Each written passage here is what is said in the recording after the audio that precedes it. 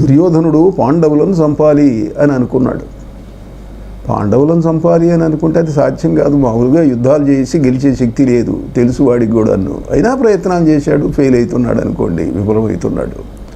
ఒక మాంత్రికుణ్ణి పిలిపించాట. పాండవులను నాశనం చేయటం కోసం మాంత్రికుణ్ణి పిలిపించాడు. మున్షి భారతాన్ని గురించి చాలా నవలలు రాశాడు. అందులో ఒక నవలలో ఈ విషయం కూడా రాస్తాడు. పాండవులను చంపటం కోసం దుర్యోధనుడు ఒక మాంత్రికుడి చేత ప్రయోగం చేయిస్తే ఆ మాంత్రికుడి ప్రయోగం పూర్తి కాకముందే విషయం తెలుసుకున్నటువంటి భీముడు వెళ్ళి ఆ మాంత్రికుడు తలబాలు కొట్టేశాడు. ప్రయోగం మధ్యలో ఆగిపోయింది. ఇది ఇంకో కథ. ఇదేమిటనంటే సంస్కృత భారతంలో కాకుండా కన్నడ భారతంలో ఉంది. కన్నడ భారతంలో పంపక మహాకవి ఈ కథ రాశాడు. కనకస్వామి అని ఒక మాంత్రికుడు ఉన్నట్ట. బహుశా కన్నడ భారతం కథ కాబట్టి ఆ మాంత్రికుడు కన్నడ దేశం నుండి పిలిపించాట. అక్కడ ఆయనకు మంచి హస్తినాపురంలో మంచి మాంత్రికులు దొరకలేదో ఏమో ఈయన పిలిపించాడు. ఏం చేయమంటారు మహారాజా అన్నాడు. పాండవులను చంపడానికి ప్రయోగం చేయి అన్నాడు. ఇతడు ప్రయోగం చేశాడు. ఖట్ఫడ్జహి మహాకృత్యే విధూమాగ్ని సమప్రభే హనశత్రుస్త్రిశూలేన క్రుద్ధాస్యేపి బశోణితం. ఓ కృత్య, వెళ్ళు, నా శత్రువుల యొక్క రక్తమును తాగు, వాళ్ళని చంపు. ఇట్లాంటి మంత్రాలతో హోమం చేశాడు, కృత్యా ప్రయోగం చేశాడు. కృత్య లేచి నిచ్చున్నది. మాంత్రికుడా, నన్ను ఎందుకు పుట్టించావు? పాండవులను చంపు. పాండవులు ఎక్కడున్నారో కరెక్ట్ అడ్రస్ తెలియకపోవచ్చు, కానీ దానికి తెలుసు, కృత్య కనుక్కోగలదు. అది వెళ్ళింది. పాండవులు ఏ స్థితిలో ఉన్నారప్పుడు? అక్కడ ఒక విచిత్రమైన ఘట్టం జరుగుతున్నది. అడవికి వేటకు వెళ్ళారు పాండవులు. అలిసిపోయినారు. ఎండాకాలం, దప్పిక అవుతున్నది, ఆకలి అవుతున్నది, ఎక్కడా నీళ్లు కనపడటం లేదు. ధర్మరాజు సహదేవుడు అందరిలోకి చిన్నవాడు, నాయన ఎక్కడ నీళ్లు కనపడటం లేదురా, చెట్టెక్కి చూడు, దూరంగా ఎక్కడన్నా నీళ్ళ జాడ కనిపిస్తుందేమో అన్నాడు. అంటే సహదేవుడు చెట్టెక్కి చూసి, నా దూరంగా పక్షుల ఇవి కనిపిస్తున్నది, సంచారం కనిపిస్తున్నది, వాటి ధ్వనులు కూడా వినిపిస్తున్నాయి, అక్కడ నీటి జాడ ఉన్నట్టు నాకు అనుమానం అన్నాడు. అయితే ఓ పని చేయనైనా, మేమంతా అలసిపోయి ఉన్నాము, నువ్వు వెళ్ళి కాసి నీళ్లు దాగి ఏ తామర దొన్నెల్లోనూ ఏవో కట్టుకొని మాకు నీళ్లు తీసుకురా అన్నాడు. సహదేవుడు వెళ్ళాడు. సరస్సు కనిపించింది. సరస్సు దగ్గరికి వెళ్ళాడు. నీళ్లు తీసుకుంటున్నాడు. సహదేవా ఆగు. ఎవరు ఆగమంటారు? మనిషి ఎవరు కనపడలేదు. ఈ సరస్సు నాది, నా అనుమతి లేకుండా నీళ్లు తాగటానికి వీల్లేదు. సరస్సుకు అనుమతి ఏమిటండి? కొండలు, అడవులు, గుట్టలు ఉంటే అనుమతి. ఈ ప్రశ్నలు కాదు, ఈ సరస్సు నాది. నేను ప్రశ్నలు అడుగుతాను, కొన్ని వాటికి సమాధానం చెబితే నాకు సంతృప్తి కలిగితే అనుమతిస్తాను, లేకపోతే లేదన్నాడు. నువ్వెవడు అనుమతి ఇవ్వటానికి? నాడు గవిక్కి నీళ్లు తీసుకున్నాడు, తాగాడు, స్పృహ తప్పి పడిపోయినాడు. సహదేవుడు ఎంతసేపటికి రాలేదు. నకులుణ్ణి పంపించాడు. నకులుడి పరిస్థితి అదే. వాడు అంతే, తిరస్కరించాడు, పడిపోయినాడు. అర్జునుడిని పంపించాడు. అర్జునుడు కోపం వచ్చింది. నువ్వెవరు నీళ్లు తాగొద్దంటానికి? ఏమనుకుంటున్నావు, నేను అర్జునుడిని అన్నాడు. గాంధీవం ఉన్నది, విల్లు అంబులు తీశాడు, శబ్దభేది బాణాలు వేశాడు. అంటే శబ్దం ఉంటే మనిషిని చూడకుండా కూడా శబ్దాన్ని గుర్తును బట్టి ఎట్నుంచి శబ్దం వచ్చిందో దాంట్లోకి బాణం వెళ్ళి అవతల వాడిని చంపుతుంది. అలాంటి శక్తి అర్జునుడికి ఉన్నది. శబ్దవేది బాణాలు వేశాడు, ఏం కాలేదు, నీళ్లు తాగాడు, పడిపోయినాడు. భీముడు వచ్చాడు. భీముడు గదాదండం తీసుకున్నాడు. ఆ సరస్సు అంతా అల్లకల్లోలం చేశాడు.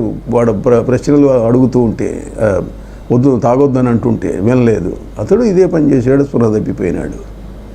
నలుగురు తమ్ముళ్ళు పోయినారు, ఎవరు రాలేదు. ఏమిట్రా, ఏమైంది అని ధర్మరాజు బయలుదేరాడు. ధర్మరాజు బయలుదేరి వెళ్ళాడు. వెళ్తే నలుగురు పడిపోయి ఉన్నారు. ప్రాణం ఉన్నదో లేదో కనపడటం లేదు. అతడు ముందు నీళ్లు దాగి తర్వాత చూద్దాంలే అనుకున్నాడు. దప్పి కాపుకోలేక నీళ్లు తీసుకున్నాడు. ధర్మరాజా, నీ సోదరుల పరిస్థితి చూశావు. ఈ సరస్సు నాది, నా అనుమతి లేకుండా నీళ్లు తాగటానికి లేదు. వాళ్ళు తాగి పడిపోయినారు. వాళ్ళను బతికించుకుంటావో లేదో, నువ్వు కూడా నీళ్లు తాగి పడిపోతావో. స్వామి, మహాపరాక్రమ సంపన్నులు, ప్రపంచాన్నే జయించగలిగినటువంటి నా సోదరులు ఇట్లా పడిపోయినారనంటే నువ్వు సామాన్యుడివై ఉండవు. నువ్వు ప్రశ్నలు అడిగితే నేను చెప్పగలనో లేదో, అయినా ప్రయత్నిస్తాను అన్నాడు. అతడు ప్రశ్నలు వేస్తున్నాడు, ధర్మరాజు సమాధానం చెబుతున్నాడు. ప్రపంచమంతట్లోకి ఆశ్చర్యకరమైంది ఏది ధర్మరాజా? ఆశ్చర్యకరమైంది అహన్యహని భూతాని గచ్చంత్యేవ యమాలయం శేషాస్థిరత్వమిచ్చంతి కిం ఆశ్చర్యమతః పరం. ప్రతిరోజు మానవులు తన పక్కన ఉన్నటువంటి వాళ్ళు మరణించడం చూస్తున్నాడు. పక్కింటి వాళ్ళు పోతున్నారు, ఎదురింటి వాళ్ళు పోతున్నారు, తన ఇంట్లో వాళ్ళు కొంతమంది మరణిస్తున్నారు. అందరూ శ్మశానానికి పోతున్నారు, దహనం చేస్తున్నారు, పూడ్చిపెడుతున్నారు. కానీ తన వరకు తాను తొందర ఏం లేదులే, నాకు ఇప్పుడప్పుడే మరణం రాదులే అని ప్రతివాడు అనుకుంటాడు. ఇంతకంటే ఆశ్చర్యం ఏమున్నది? స్వామి నువ్వెవరు? నేను ఒక యక్షుణ్ణి. యక్షుడివో ఏమో, నీ అంత శక్తి గల వాళ్ళు ఎవరూ లేరు. అత్యంత పరాక్రమ సంపన్నులు వీరవర్యులైన నా తమ్ముళ్ళు ఇట్లా అయిపోయినారు. ఆయన అడిగిన ప్రశ్నలన్నింటికీ సమాధానాలు చెప్పాడు, సమాధానాలు చెబుతున్నాడు. భారతంలో కథ ఇది.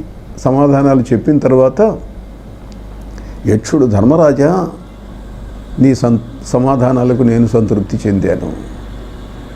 నీ తమ్ముళ్ళల్లో ఒక్కడిని బతికిస్తాను, కోరుకో. అందరూ మరణించారు, ఒక్కడిని బతికిస్తా, నీవు సంతృప్తి కలిగించావు కాబట్టి కోరుకో అన్నాడు. కోరుకుంటే ధర్మరాజు అన్నాడు, యక్షేశ్వర నకులుణ్ణి బతికించు అన్నాడు.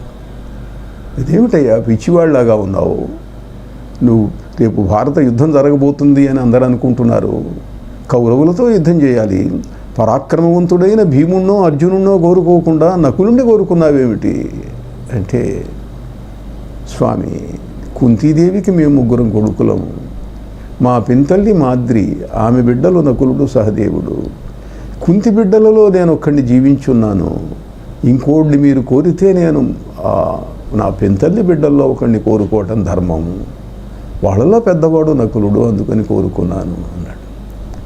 అంటే నీ ధర్మదీక్షకు సంతోషించానయ్యా, వాళ్ళని అందరినీ బతికిస్తున్నాను అన్నాడు. అందరూ బతికారు. యుద్ధంలో మిమ్మల్ని ఆశీర్వదిస్తున్నాను, మీరు గెలుస్తారు. అది యక్షుడు అదృశ్యుడైనాడు. ఇది భారతంలో కథ. ఈ దీంట్లో ఉన్న ఉపకథ ఇప్పుడు ఏమిటి అని అంటే, ఈ కథ ఇంకా పూర్తి కాలేదు ఘట్టం. ధర్మరాజు యక్షుడి ప్రశ్నలకు సమాధానం చెబుతున్నాడు. సమాధానం చెబుతుంటే ఈ కృత్య వచ్చింది. ఈ కనకస్వామి మాంత్రికుడు ప్రయోగించినటువంటి కృత్య అక్కడికి వచ్చింది. అక్కడికి వచ్చి పాండవులను చంపాలి కనిపిస్తున్నారు. దానికి అది దివ్యశక్తి కలిగింది, సామాన్యమైంది మహాభూతం. అది వీళ్ళని చంపటం కోసం వస్తున్నది. అక్కడ ఏదో తేజో వలయంలాగా చుట్టూ ఉన్నది, దాంట్లోకి అడుగు పెట్టలేకపోతున్నది. ఆ లోపల ఉన్నారు పాండవులు. చూసింది పైకి, ఒక మహాశక్తి సంపన్నుడు కనిపిస్తున్నాడు. ఆ యక్షుడు అడిగాడు, ఎవరు నువ్వు? నేను కృత్యను, మహాభూతాన్ని. ఎందుకు వచ్చావు? పాండవులను చంపటానికి నన్ను మాంత్రికుడు ప్రయోగించాడు, అందుకని నేను వచ్చాను. పాండవులను చంపటమా ఉంచటమా అనేది నేను నిర్ణయించవలసిందే. నా అధీనంలో ఉన్నారు వాళ్ళు. ఇప్పుడు ఒకడేదో ప్రశ్నలకు జవాబులు చెబుతున్నాడు, 4 కింద పడి ఉన్నారు. వాళ్ళని ఏం చేయాలనేది నా ఇష్టం. నువ్వు నా రాజ్యంలోకి, నా పరిధిలోకి అడుగు పెట్టడానికి వీల్లేదు. నిన్ను లోపలికి రానివ్వను నేను. నీ శక్తి చాలదు, అల్పకృత్యవు. నువ్వు మాంత్రికుడు ప్రయోగిస్తే పంపించిందని నువ్వెంత అన్నాడు. ఆ సంగతి తెలుస్తూనే ఉన్నది, కానీ నేను అడుగు పెట్టలేకుండా ఉన్నాను కనుక నాకు తెలుస్తున్నది. కానీ వీళ్ళని చంపటానికి పుట్టాను నేను. చంపటానికి పుడితే చంపటానికి వీలు లేదు. నేను ఎవరినో ఒకరిని చంపకుండా ఉండలేను. అయితే నేను పంపించిన వాడిని చంపు పోయి. అది వెళ్ళింది మాంత్రికుడిని చంపింది. పంపించిన వాడు మాంత్రికుడుగా దుర్యోధనుడు కాదుగా, దుర్యోధనుడు ప్రేరేపించాడు కనుక. ప్రత్యంగిరా మంత్రంలో ఉన్న మొదటి రుక్కు చూడండి. యాం కల్పయంతి నోరయ క్రూరాం కృత్యాం వధూమివ తాం బ్రహ్మణాపనిర్నుద్మ ప్రత్యకర్తారమృచ్యతు. ఎవడు నన్ను పంపించాడో వాడు నేను కొట్టేసి చంపేసేయి. ఇటువంటి రుక్కులు ఈ ప్రత్యంగిర మంత్రాలలో కనిపిస్తాయి. యోగే కేశనఖే కుర్యాదంజనే దంతధావనే.